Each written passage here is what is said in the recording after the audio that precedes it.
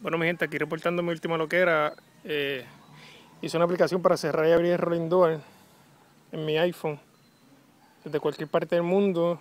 La misma controla de Arduino, que a su vez le envía un comando para abrir y cerrar el Rolling Door.